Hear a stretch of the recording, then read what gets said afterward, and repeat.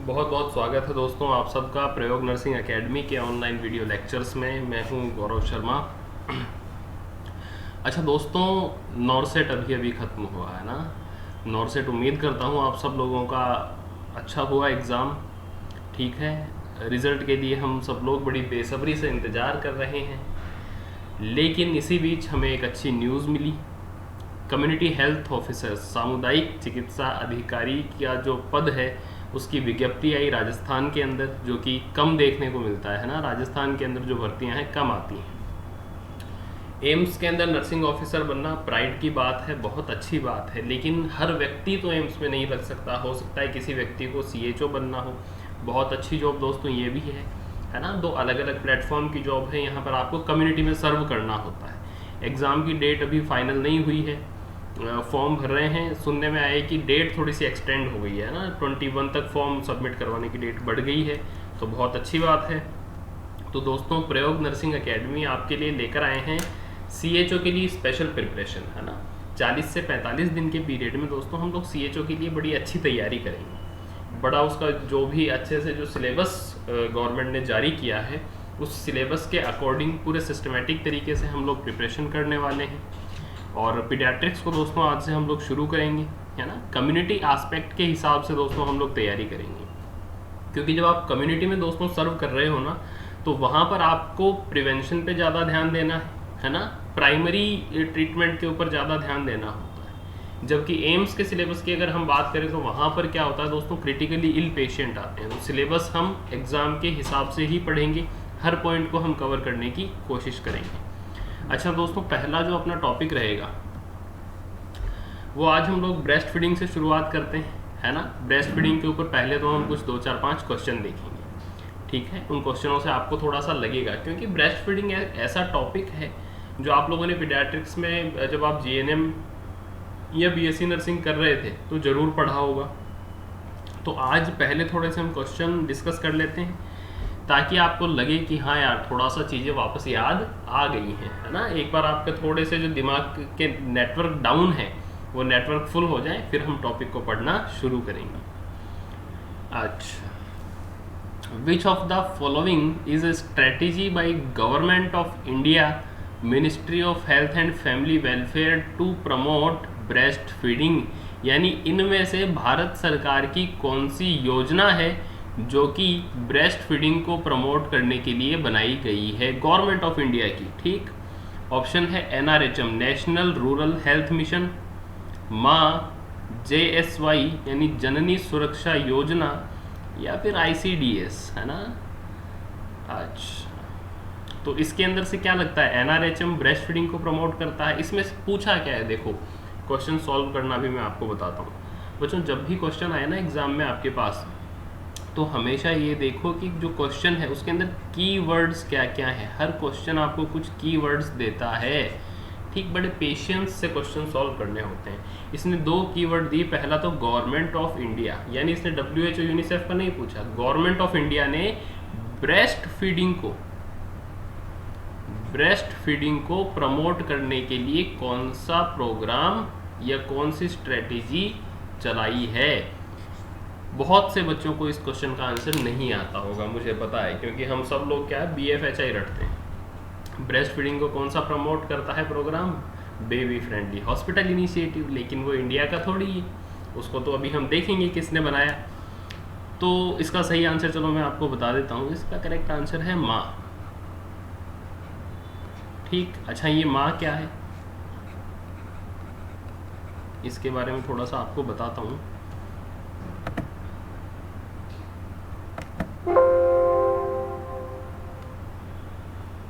ये माँ क्या है दोस्तों,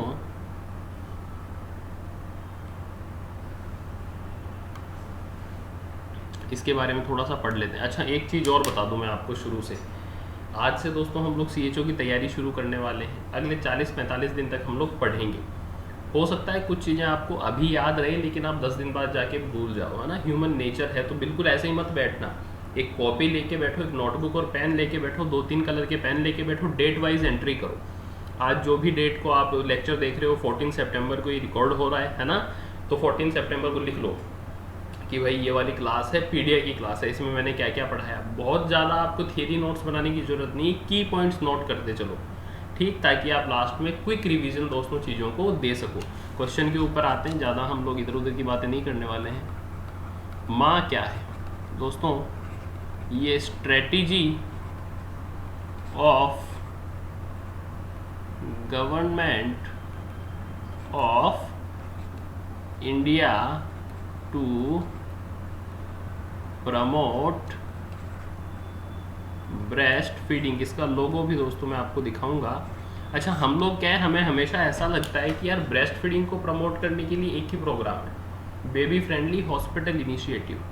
पर माय डियर फ्रेंड्स, वो इंडिया का प्रोग्राम थोड़ी है, वो तो WHO ने और किसने, जो भी हम लोग अभी देखेंगे उसके ऊपर क्वेश्चन, उन्होंने BFHI को लॉन्च किया, ठीक, उसको इंडिया ने भी एक्सेप्ट किया। लेकिन क्या भारत सरकार का खुद का भी कोई प्रोग्राम है ब्रेस्ट फीडिंग को प्रमोट करने के लिए? आज के बाद कोई पूछ ले तो बता देना, हाँ बिल्कुल है, प्रोग्राम का नाम है माँ, ठीक। अच्छा, माँ की फुल फॉर्म क्या है? ये गवर्नमेंट ऑफ इंडिया की स्ट्रेटेजी है। फुल फॉर्म क्या हो गई माँ की? Mother's absolute affection. तो नाम क्या हो गया इसका? मदर्स एब्सोल्यूट अफेक्शन, माँ की फुल फॉर्म हो गई। कब लॉन्च हुआ ये?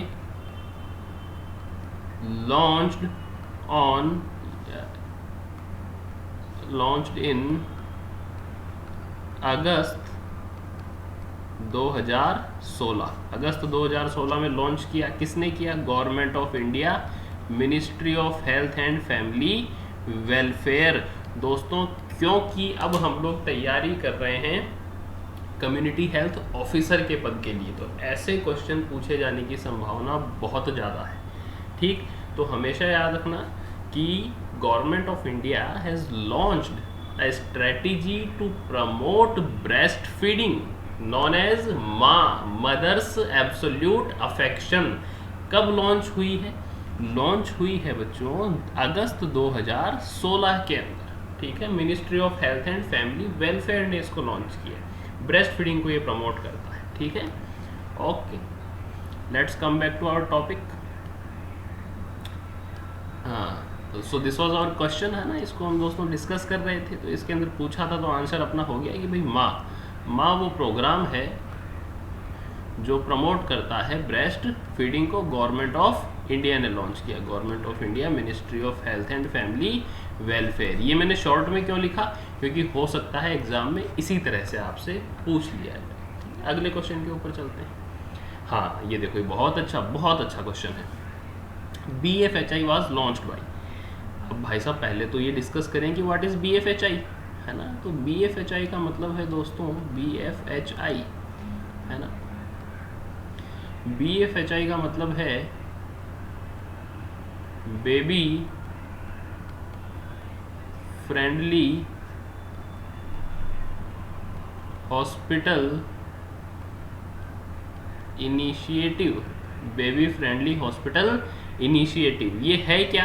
ये एक स्ट्रेटेजी है जो कि ब्रेस्ट फीडिंग को प्रमोट करता है। BFHI करता है क्या है?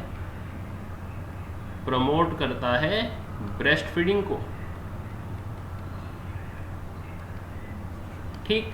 तो BFHI एक प्रोग्राम है जो पूरी दुनिया के अंदर ब्रेस्ट फीडिंग को प्रमोट करता है। BFHI कहता है कि हर हॉस्पिटल के अंदर जहाँ पर मैटरनिटी और जो पीडियाट्रिक सर्विसेज देता हो, है ना, हर हॉस्पिटल में जहाँ बच्चे का जन्म होता हो, उसके अंदर ये पॉलिसी होनी चाहिए। वहाँ पर ब्रेस्ट फीडिंग को प्रमोट करने के लिए चार्ट लगा होना चाहिए, है ना। हर मदर को, जो प्रेग्नेंट मदर है, उसको बताया जाए कि भाई ब्रेस्ट फीडिंग करवाने के क्या क्या बेनिफिट है, उसको ब्रेस्ट फीडिंग की टेक्निक बताई जाए। हर बच्चे को 6 महीने तक एक्सक्लूसिव ब्रेस्ट फीडिंग करवाई जाए। एक्सक्लूसिव ब्रेस्ट फीडिंग मैं आपको बताऊंगा पूरी डिटेल में, फिर भी थोड़ा सा सुन लो। एक्सक्लूसिव ब्रेस्ट फीडिंग मतलब होता है 6 महीने की उम्र तक बच्चे को सिर्फ माँ का दूध पिलाना है ना, और 6 महीने तक सिर्फ माँ का दूध पिलाना है, लेकिन हर 2 घंटे के अंदर daily exclusive breast feeding. Exclusive breast feeding का मतलब 6 महीने तक सिर्फ माँ का दूध, और दिन में करीब 8 से 12 बार या फिर एवरी 2 आवर, ठीक। इसको कहा जाएगा एक्सक्लूसिव ब्रेस्ट फीडिंग। कोई मदर है जो वर्किंग है, वो अपने बच्चे को सुबह दूध पिला जाती है और शाम को आकर पिलाती है। बच्चे की उम्र 4 महीने है, क्या ये एक्सक्लूसिव ब्रेस्ट फीडिंग में आएगा? नहीं। हर 2 घंटे में पिलाए, दिन में 8 से 12 बार पिलाए, है ना, और 6 महीने तक माँ के दूध के अलावा पानी भी नहीं पिलाए, इसको कहा जाएगा एक्सक्लूसिव ब्रेस्ट फीडिंग। तो BFHI जो है एक्सक्लूसिव ब्रेस्ट फीडिंग को पूरी दुनिया में प्रमोट करता है, ये एक प्रोग्राम है। क्वेश्चन आपसे पूछ रहा है कि BFHI को लॉन्च किसने किया था? यूनिसेफ ने लॉन्च किया, WHO ने लॉन्च किया, FAO ने लॉन्च किया, कि बोथ A एंड B? अच्छा, इसका आंसर मैक्सिमम बच्चे सोचेंगे WHO है, कुछ दोस्त हो सकता है सोचेंगे कि भाई यूनिसेफ है, लेकिन याद रखना दोस्तों BFHI को WHO और यूनिसेफ दोनों ने मिलकर लॉन्च किया था। तो ये एक नोट आज के बाद हमेशा याद रखना कि baby friendly hospital initiative was launched by both WHO and UNICEF, दोनों ने मिलकर इसको लॉन्च किया था। कौन से ईयर में लॉन्च किया था दोस्तों? इन ईयर 1991, ठीक है, 1991 के अंदर इसको दुनिया में लॉन्च कर दिया था WHO ने और यूनिसेफ ने। इसको इंडिया ने एक्सेप्ट कब किया? इंडिया ने दोस्तों इसको एक्सेप्ट किया 1992 में, है ना। तो ये क्वेश्चन बन सकता है कि बेबी फ्रेंडली हॉस्पिटल इनिशिएटिव को WHO और यूनिसेफ ने कंबाइन तरीके से, है ना, मिलकर एक साथ लॉन्च किया 1991 में, है ना, 1991 में पूरी दुनिया में इन्होंने लॉन्च कर दिया। और इस स्ट्रेटेजी को इंडिया ने अपनाया 1992 में, BFHI, है ना, कंबाइंडली यूनिसेफ और WHO दोनों ने मिलकर लॉन्च किया। ठीक, दुनिया में BFHI आया 1991 में, इंडिया में 1992 में। गवर्नमेंट ऑफ इंडिया का खुद का कौन सा प्रोग्राम है दोस्तों जो प्रमोट करता है ब्रेस्ट फीडिंग को? मदर्स एब्सोल्यूट अफेक्शन 2016 अगस्त में लॉन्च हुआ। Coming to our next question, international breast feeding week is celebrated in, अंतर्राष्ट्रीय स्तनपान सप्ताह कब मनाया जाता है? इंटरनेशनल ब्रेस्ट फीडिंग वीक दोस्तों, ये आपकी नॉलेज आप अपग्रेड कर लेना, एक की पॉइंट आपके नोट्स में लिख लेना। अगस्त का पहला सप्ताह पूरी दुनिया में ब्रेस्ट फीडिंग वीक के रूप में मनाया जाता है, तो इसको लिख लेना, first week of August is celebrated as International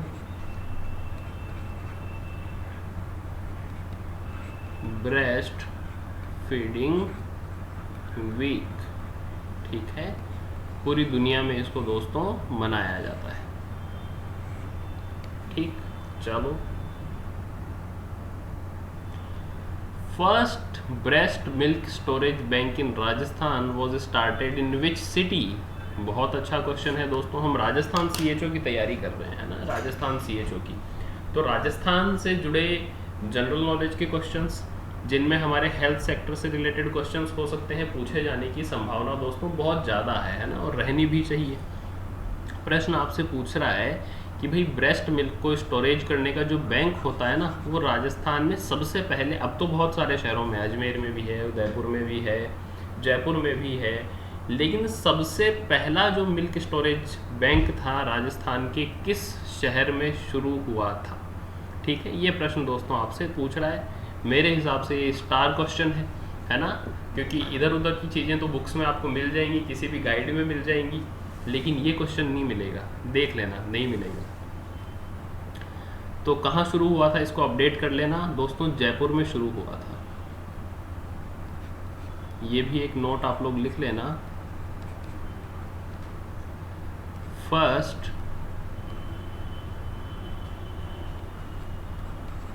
breast milk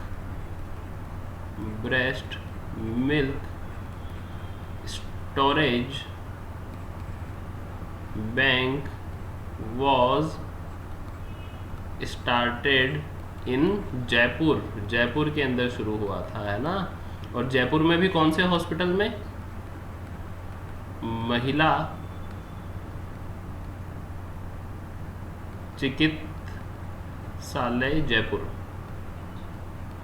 ठीक है। जो महिला चिकित्सालय है ना जयपुर का, वहाँ पर पहला breast milk storage bank Rajasthan का शुरू हुआ था। तो आपके लिए की पॉइंट है, आपके जो नोट्स आप बना रहे हो उसके अंदर लिख लेना, ठीक है। So coming to the next question, here it is, antibody present in breast milk provide which type of immunity? Good question. कि भाई हमारा जो ब्रेस्ट मिल्क है ना, उसके अंदर एंटीबॉडीज़ होती हैं।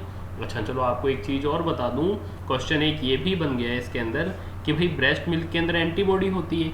तो एंटीबॉडी तो बहुत टाइप की होती है, IgA भी होती है, IgG भी होती है, IgM भी होती है, IgE भी होती है। ब्रेस्ट मिल्क में कौन सी एंटीबॉडी प्रेजेंट होती है, पहले इसकी बात कर लें। हमेशा याद रखना अपने बॉडी फ्लूइड्स के अंदर IgA प्रेजेंट होती है ना, IgA प्रेजेंट होती है। ये बच्चे को इम्यूनिटी प्रोवाइड करती है। आप सबको पता है कि भाई जो ब्रेस्ट मिल्क है उसके अंदर एंटीबॉडीज़ प्रेजेंट होती है, कौन सी? IgA होती है, वो बच्चे को इम्यूनिटी प्रोवाइड करती है। कौन सी इम्यूनिटी प्रोवाइड करती है? नेचुरल एक्टिव प्रोवाइड करती है कि आर्टिफिशियल एक्टिव प्रोवाइड करती है कि नेचुरल पैसिव या आर्टिफिशियल पैसिव? इस क्वेश्चन को थोड़ा सा हम शॉर्ट में समझते हैं ना।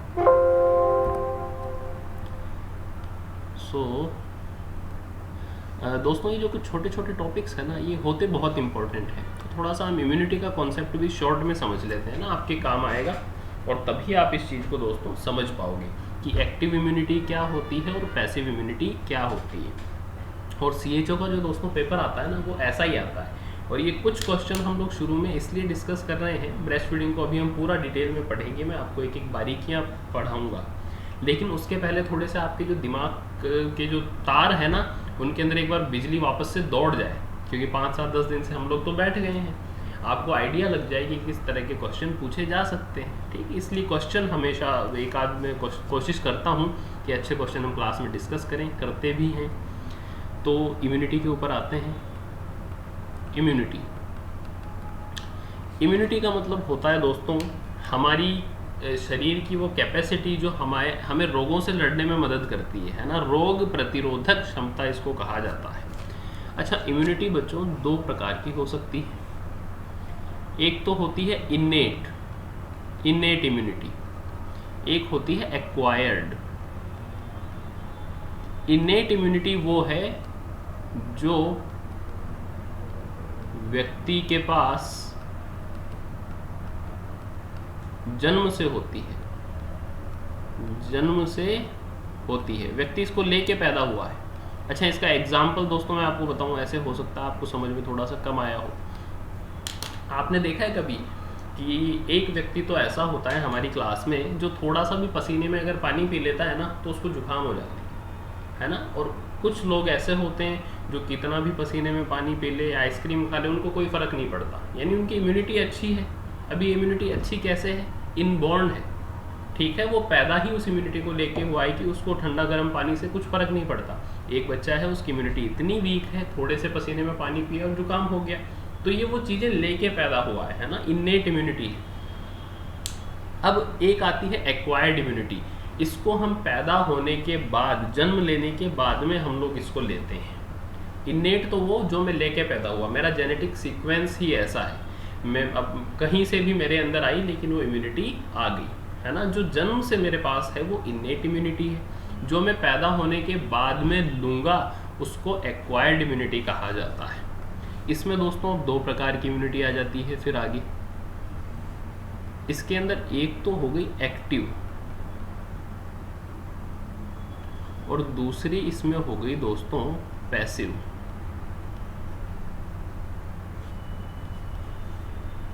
एक तो हो गई एक्टिव और दूसरी हो गई पैसिव। एक्वायर्ड मतलब जो मैं जन्म के बाद में लूँगा उस इम्यूनिटी को कहा जाता है एक्टिव, उसको कहा जाता है एक्वायर्ड। दो टाइप की होगी, एक्टिव और पैसिव, ठीक। जो मेरे पास जन्म से प्रेजेंट थी वो इन्नेट, जिसको मैंने जन्म के बाद लूंगा मैं, वो हो गई एक्वायर्ड। एक्वायर्ड दो प्रकार की, एक्टिव और पैसिव। एक्टिव इम्यूनिटी उसको कहते हैं जिसमें antibody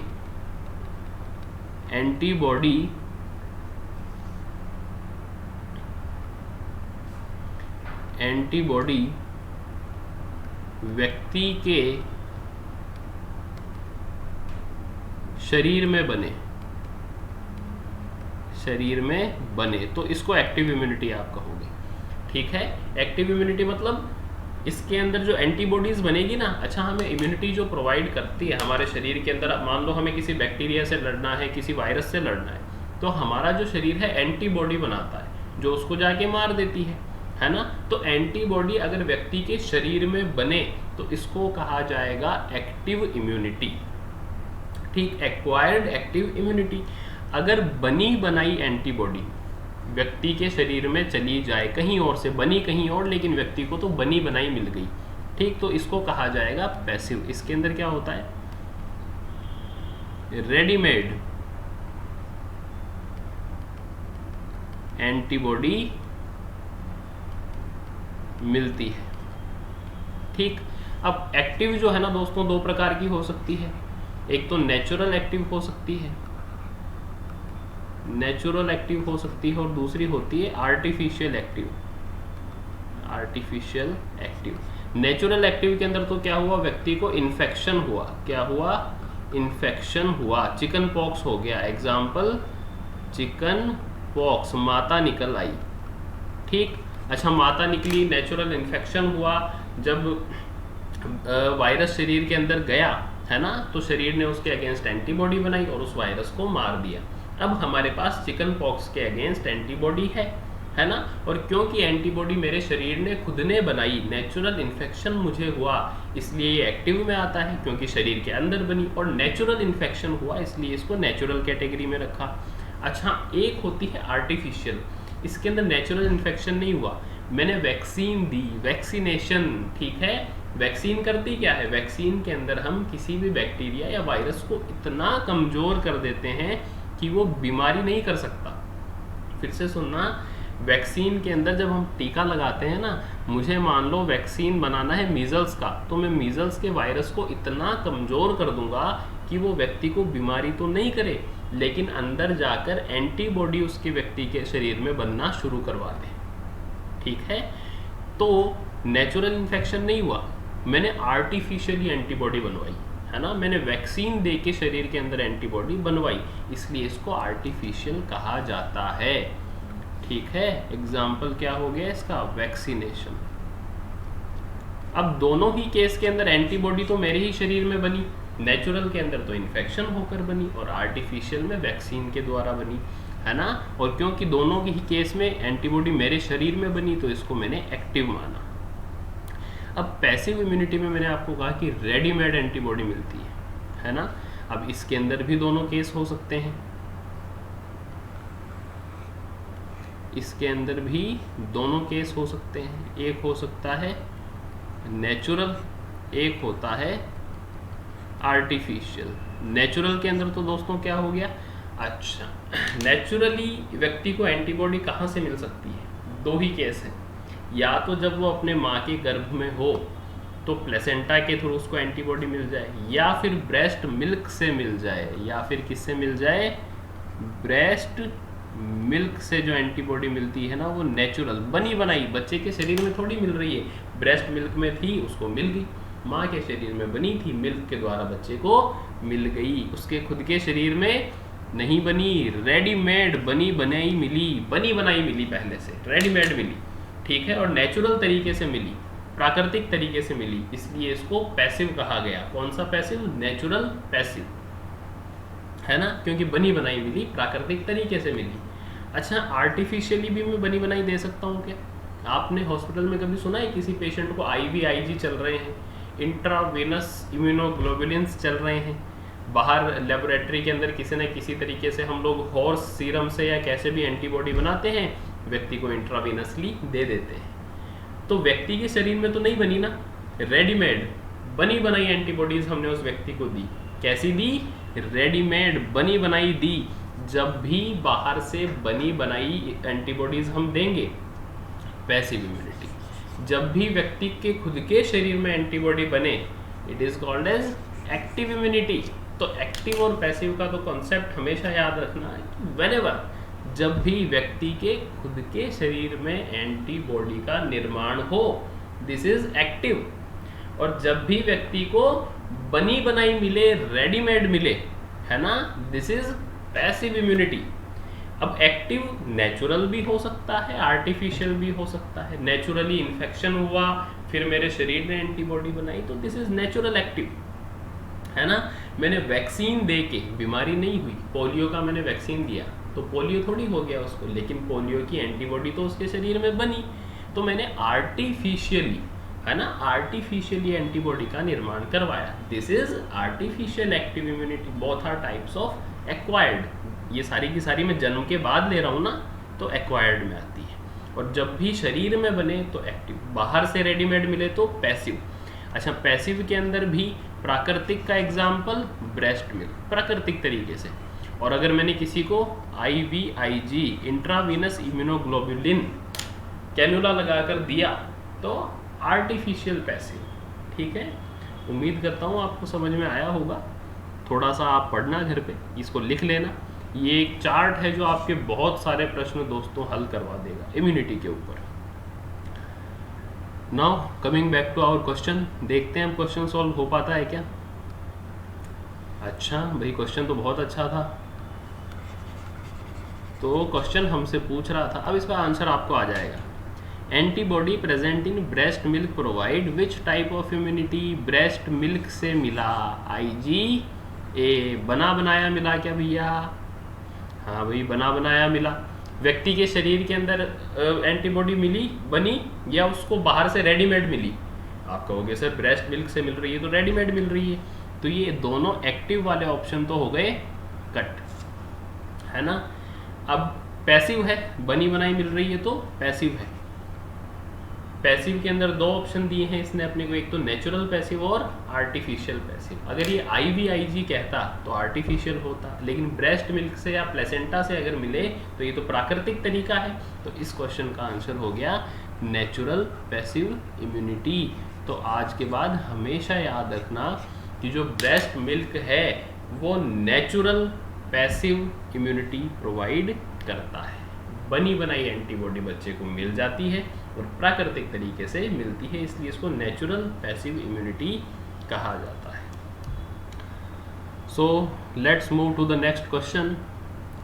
weaning should be started from. अच्छा भाई, ये वीनिंग होता क्या है, इसको थोड़ा सा समझे हैं। वीनिंग दोस्तों, शुरू के 6 मंथ्स,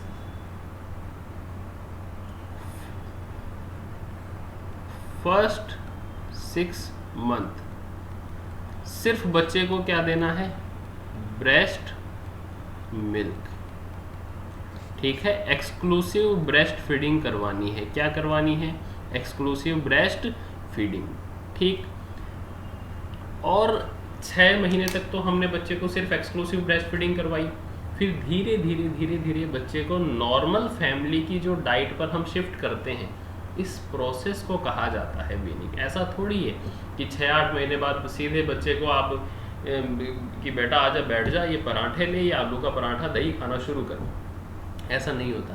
पहले उसको हम थोड़ा सा दाल का पानी पिलाते हैं, फिर ऑरेंज या पपीता जैसे सॉफ्ट फ्रूट्स खिलाते हैं, फिर धीरे धीरे दही है, ये ऐसी चीज़ें खिलाना हम शुरू करते हैं। फिर बच्चा थोड़ा सा जो चपाती है उसको आप दाल में भिगो के खिलाने लगो, फिर धीरे धीरे बच्चा सब कुछ खा लेता है ना। तो धीरे धीरे ग्रेजुअली बच्चे को कंप्लीट एक्सक्लूसिव ब्रेस्ट फीडिंग से नॉर्मल फैमिली डाइट पे जो शिफ्ट करने का दोस्तों ये जो प्रोसीजर है, इसको वीनिंग कहते हैं। प्रश्न पूछ रहा है वीनिंग शुरू कब से होनी चाहिए?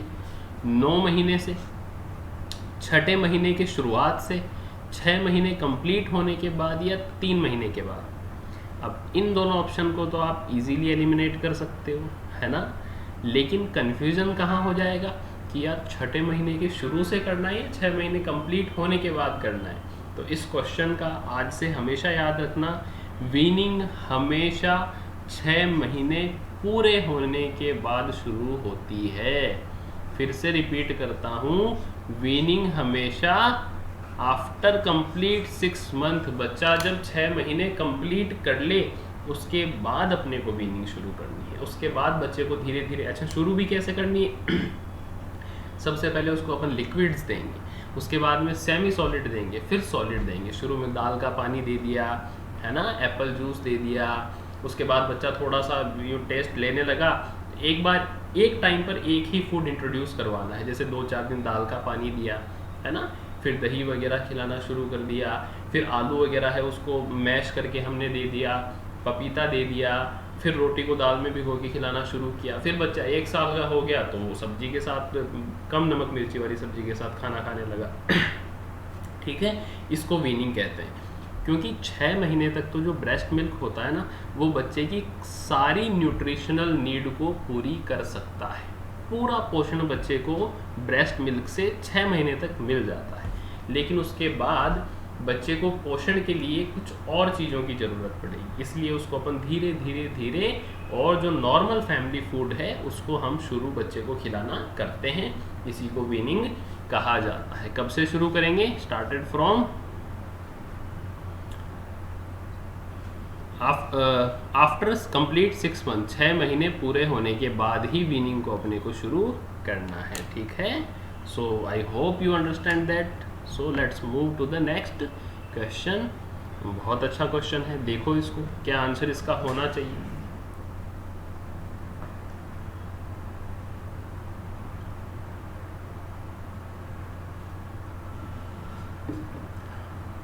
Infant mortality rate in Rajasthan is, शिशु मृत्यु दर राजस्थान में क्या है। दोस्तों ऐसा जब प्रश्न आ जाए ना, ऐसा प्रश्न आ सकता है ना, क्योंकि राजस्थान CHO की हम तैयारी कर रहे हैं। अब इन्फेंट मोर्टेलिटी रेट होती क्या है, IMR होता क्या है, समझते हैं इसको थोड़ा अच्छे से हम लोग।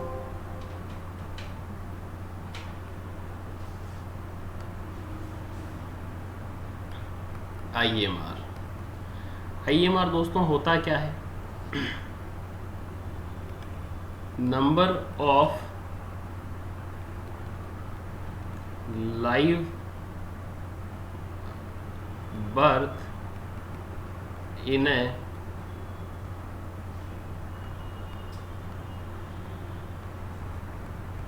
Given year.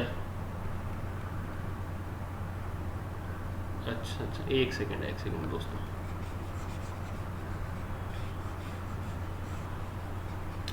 दोस्तों, इन्फेंट मोर्टेलिटी रेट को हम डिफाइन करते हैं नंबर ऑफ डेथ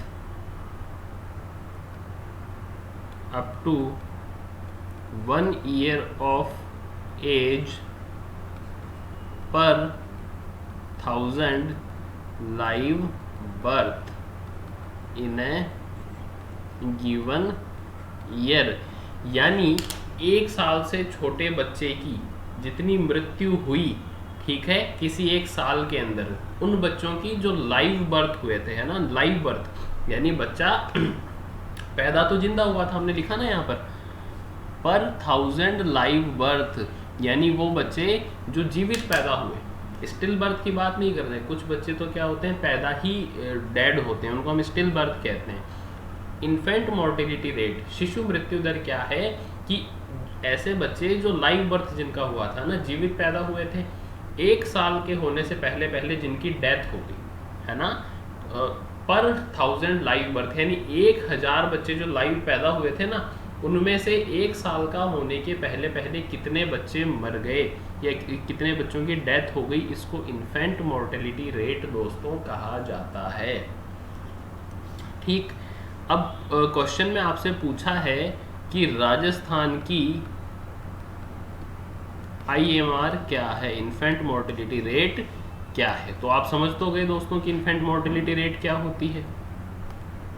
1 साल से जो छोटे बच्चे हैं जो लाइव पैदा हुए थे, है ना, उनकी कितनी डेथ हो गई है गिवन ईयर के अंदर, इसको इन्फेंट मोर्टेलिटी रेट दोस्तों कहा जाता है।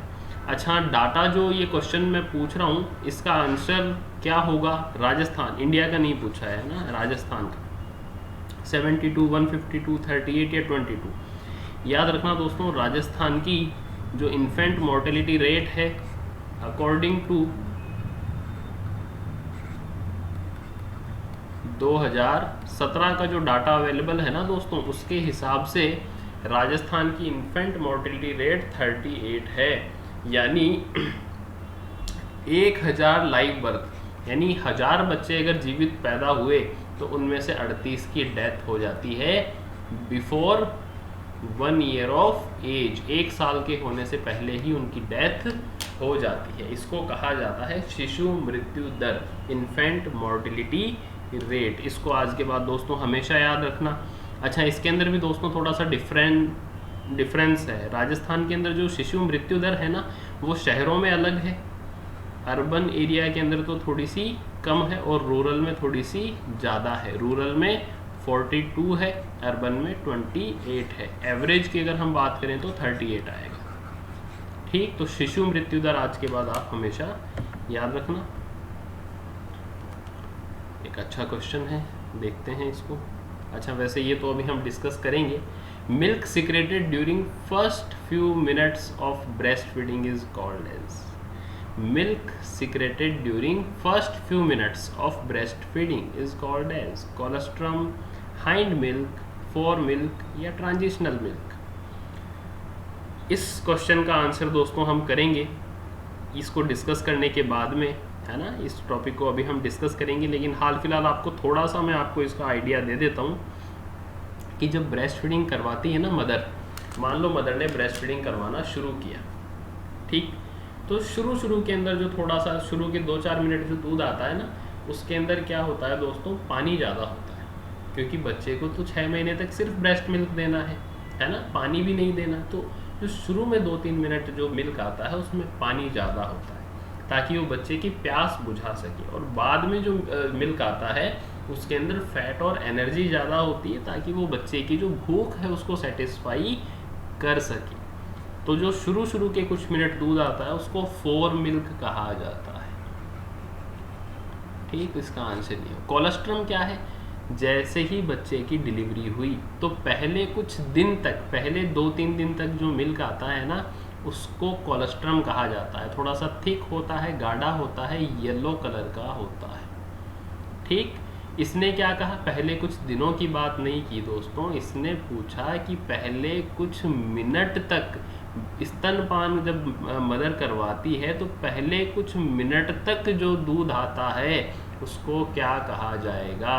तो प्यारे साथियों, इसको फोर मिल्क कहा जाएगा। It contains more water. ये क्या करता है, बच्चे की प्यास को बुझाता है।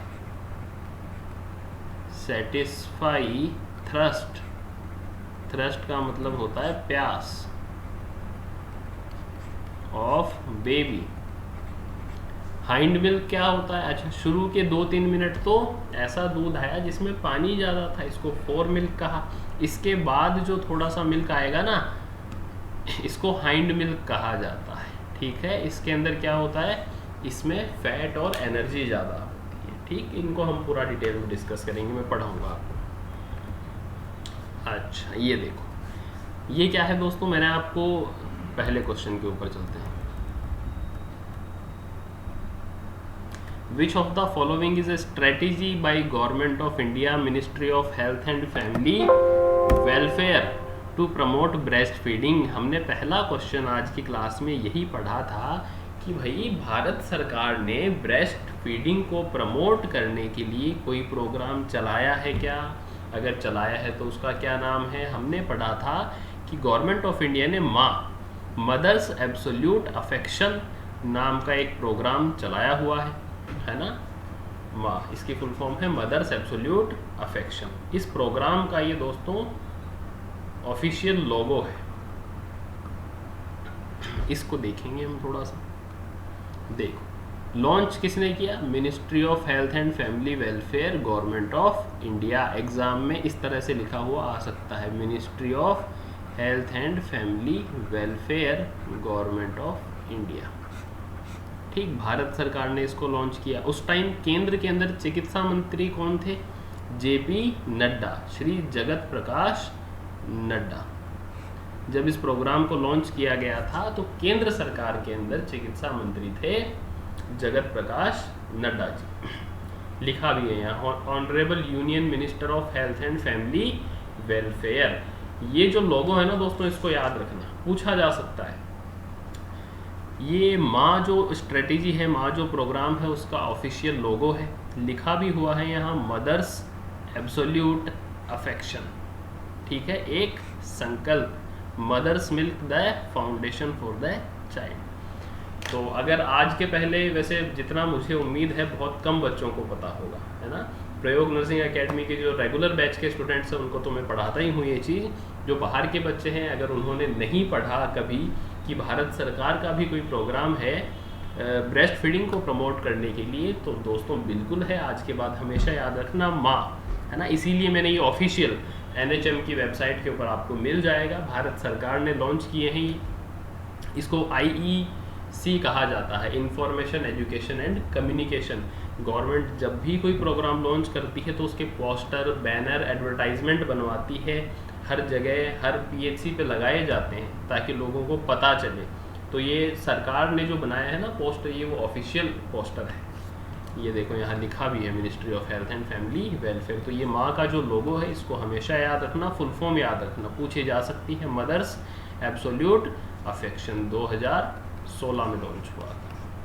ठीक, ये देखो, ये एक और लोगो है। इसको मैंने दोस्तों इसलिए इंक्लूड किया कि इसके अंदर यहाँ जो ये लोगो बनाया ना, ये भी आपसे दोस्तों पूछा जा सकता है। ठीक है, ये किस चीज़ का लोगो है? नेशनल हेल्थ मिशन, NHM का ये लोगो है, आपसे पूछा जा सकता है। ये माँ का, मदर्स एब्सोल्यूट अफेक्शन। अच्छा, इसके अंदर दोस्तों 3-4 पॉइंट दिए हैं, है ना। अगर आप देख पा रहे हैं तो इसको थोड़ा सा मैंने जूम कर दिया है, इसको देखने की दोस्तों कोशिश करो। अगर हम ब्रेस्ट फीडिंग की दोस्तों बात करें, है ना, अब हम लोग ब्रेस्ट फीडिंग को पढ़ना शुरू करते हैं। ठीक, इसमें कुछ पॉइंट दोस्तों दिए हुए हैं कि begin breast feeding with in 1 hour of birth. ये जो माँ प्रोग्राम है ना, ये कहता क्या है कि बच्चे के जन्म के बाद 1 घंटे के भीतर आप ब्रेस्ट फीडिंग को शुरू कर दो। अगर मैं मान लो आपसे प्रश्न पूछूं दोस्तों कि बच्चे के जन्म के कितने समय बाद ब्रेस्ट फीडिंग शुरू करवानी है, तो पहले की किताबों में लिखा है कि नॉर्मल डिलीवरी है तो 30 मिनट के अंदर, सिजेरियन सेक्शन हुआ है तो 1 घंटे के अंदर। आप कहोगे नहीं सर, उस बुक में तो 4 घंटे लिखा था। अब गाइडलाइन चेंज हो गई है ना। और गाइडलाइन भी किसकी? मैंने तो बिल्कुल ऑफिशियल गवर्नमेंट ऑफ इंडिया का देखो लोगो लगा है, तो ये भारत सरकार की गाइडलाइन है। ठीक, इंडिया के गवर्नमेंट एग्ज़ाम के लिए अगर प्रश्न पूछा जाता है तो भारत सरकार की ही गाइडलाइन मान्य होगी।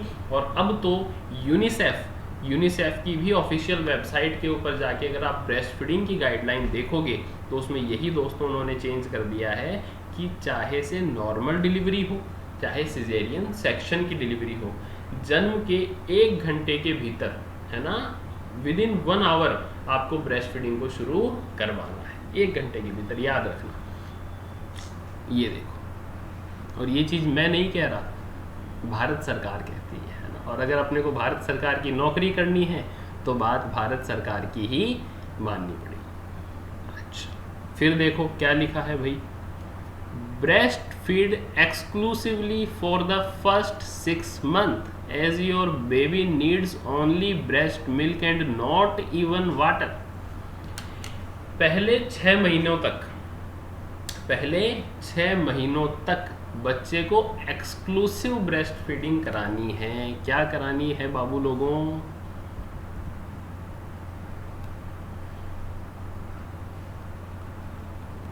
एक्सक्लूसिव ब्रेस्ट फीडिंग, इसको शॉर्ट में दोस्तों EBF भी लिखा जा सकता है। एक्सक्लूसिव ब्रेस्ट फीडिंग मतलब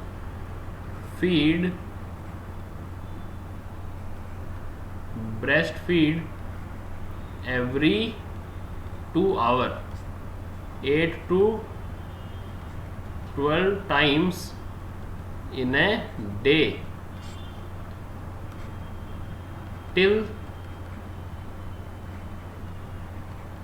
completion of 6 month of एज। इसको एक्सक्लूसिव ब्रेस्ट फीडिंग कहते हैं। ये मैं नहीं कहता, ये भारत सरकार कहती है कि बच्चे को 6 महीने पूरे होने तक, ये लिखा था ना यहाँ, your baby need only breast milk and not even water, पानी की भी उसको ज़रूरत नहीं है, बशर्ते उसको एक्सक्लूसिव ब्रेस्ट फीडिंग आप कराओ। एक्सक्लूसिव ब्रेस्ट फीडिंग किसको कहेंगे? दिन में 8 से 12 बार या हर 2 घंटे के अंदर बच्चे को दूध पिलाया जाए, है ना। पूरे दिन की बात कर ले तो 8 से 12 बार, या फिर एवरी 2 आवर। कब तक करना है ऐसा? जब तक बच्चे की 6 महीने एज पूरी नहीं हो जाती, 6 महीने पूरे होने तक, उसके बाद इसको वीनिंग हम शुरू करवाएंगे, है ना।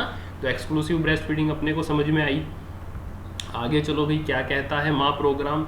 Start complementary feeding when the baby complete 6 month along with continued breast feeding. देखो, वीनिंग के ऊपर हमने प्रश्न किया था।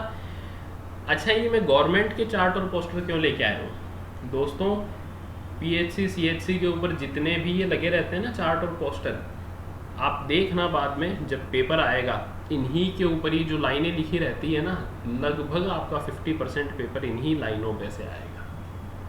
क्योंकि कम्युनिटी हेल्थ ऑफिसर को दोस्तों प्रिवेंशन पर ज़्यादा काम करना है।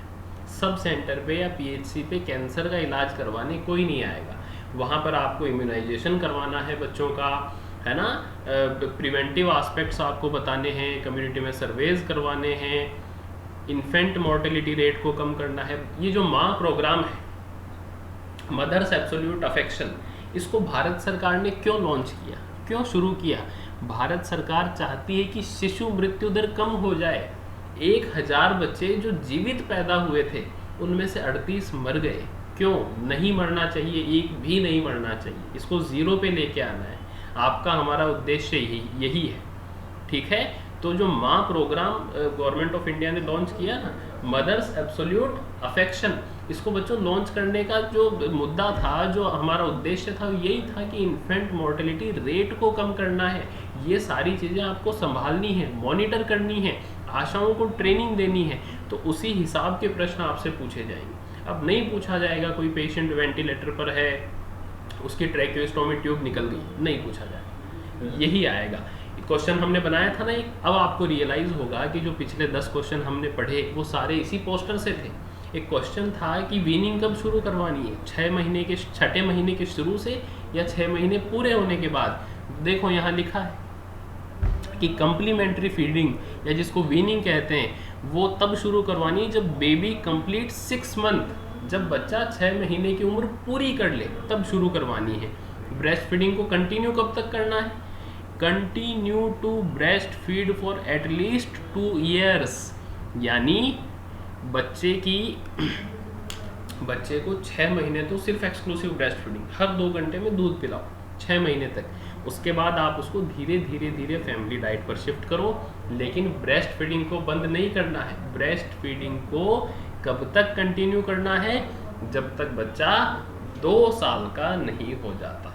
अगर ऐसा किया जाएगा तो बच्चे की फिजिकल हेल्थ, बच्चे की मेंटल हेल्थ, मदर की फिजिकल हेल्थ और मदर की मेंटल हेल्थ बहुत अच्छी होगी। इन्फेंट मोर्टेलिटी रेट भी कम होगी। कैसे होगी तो बताऊंगा मैं आपको। अभी मैंने तो पढ़ाना शुरू ही नहीं किया, अभी पढ़ाना शुरू थोड़ी किया है। अभी तो मैंने आपको जो भारत सरकार की जो गाइडलाइन है, इसको पढ़कर बताया है, और इसी के ऊपर कोई 2-4 प्रश्न मैंने बता दिए, है ना। पढ़ाना तो अभी शुरू ही नहीं किया मैंने। तो अब तक कुछ दिमाग में गया, और जितना अनुभव है और हमारी मेहनत रंग लाएगी। इसी पे से ये जो एक चार्ट है, इसी के ऊपर से कुछ क्वेश्चन आपको एग्जाम में देखने को मिलेंगे। अच्छा, एक लाइन और ये पढ़ लेना, स्तनपान विकल्प नहीं संकल्प है। और इसी तरह दोस्तों, जब आप कम्युनिटी हेल्थ ऑफिसर बन जाओ तो पूरे तन मन से एएनएम है, आशा बहन जी है, उनको ट्रेनिंग आपको देनी पड़ेगी, ठीक है, ब्रेस्ट फीडिंग को प्रमोट करने के लिए। तो ये कुछ क्वेश्चन थे दोस्तों, मुझे बड़ा अच्छा ये लगा, और बहुत सारे बच्चों को नहीं पता कि भारत सरकार का भी कोई प्रोग्राम है क्या ब्रेस्ट फीडिंग को प्रमोट करने के लिए, इसलिए मैं ये लेकर आया। उम्मीद करता हूँ आपने प्रयोग नर्सिंग एकेडमी की जो क्लास है इसको बहुत अच्छे तरीके से दोस्तों एंजॉय किया है ना।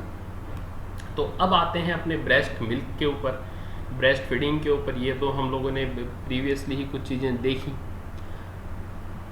अच्छा, एक आध प्रश्न और है, इनको देखते हैं।